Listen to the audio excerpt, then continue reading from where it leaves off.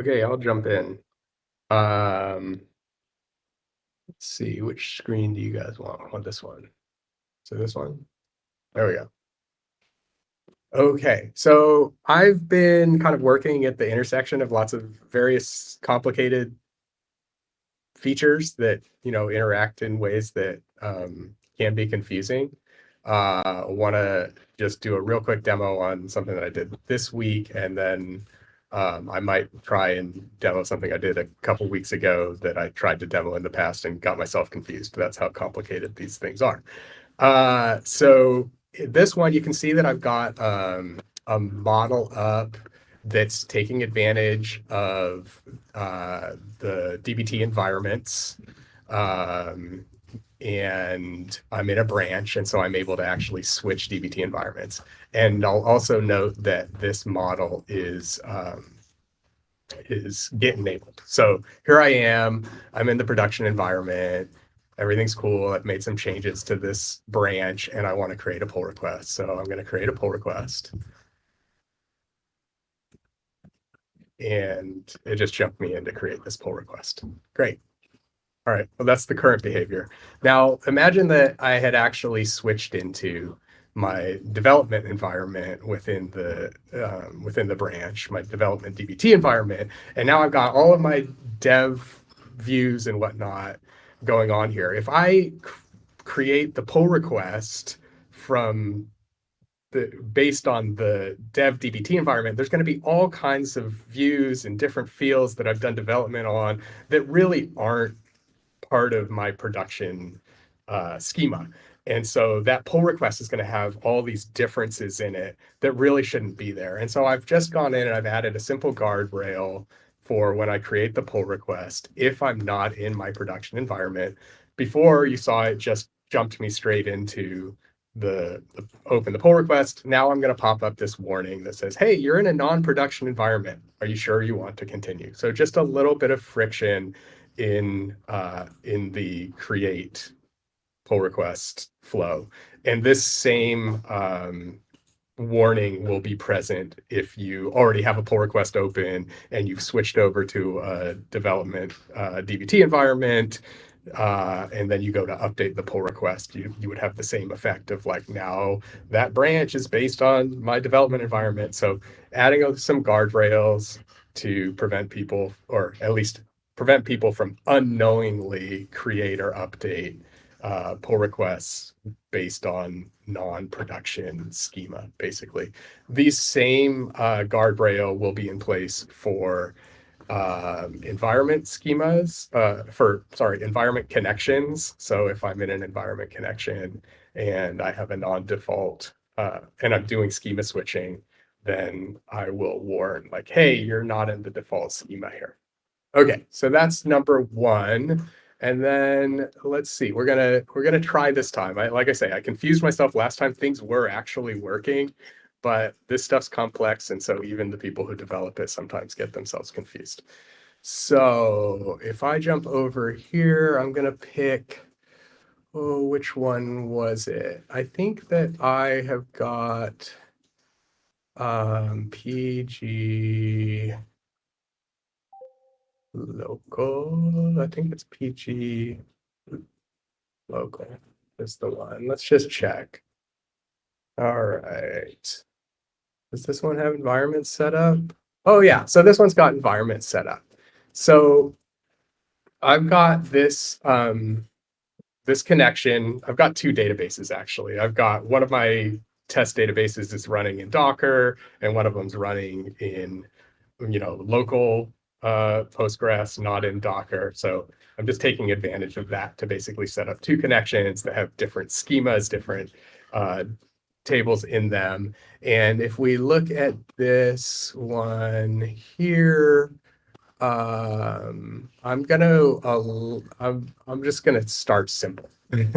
So here I am. I'm in this this connection, and basically what I want to do is give like an overview, not just of the new feature, but of connection environments in general and the complex ways that the different settings can interact. So right now, what I'm looking at is the PG local, my local database, and I just went in and I copied the users table. So now I've got a copy of users in this table, in this connection environment. Which is the default. If I want, I can switch over to PG Docker. This is my Docker one. And then actually it can't find the view that we're looking for because that view doesn't exist in my Docker schema. Okay, cool. Well, what if I go in here and I swap this setting here in my connection environment so that I'm not doing use schema from connection environments?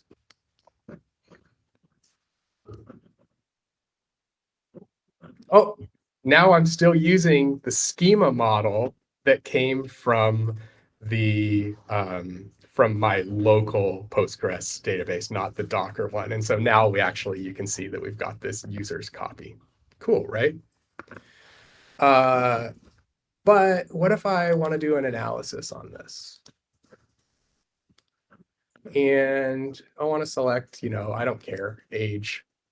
Oh, because I'm in this database and I'm using the connection that is actually making the query request to my Docker-based connection, which doesn't have that user's copy table in it, the query failed. Okay, this query will run if I switch into the default connection. All right, so far so good. I have a question, Conrad. Yeah, go ahead. Why are we showing it in the model IDE if that's not something we can query? Because you've got the schema set, you're not switching schemas. And so Okay. what you see in the IDE is based on the schema model. Okay, not on the connection. If I switch the use schema from connection, and let's clear this query. You see I've got users copy here. I switch over to non-default connection. I've got all these other connections in my thing, but you can see that the users copy view no longer exists. Right.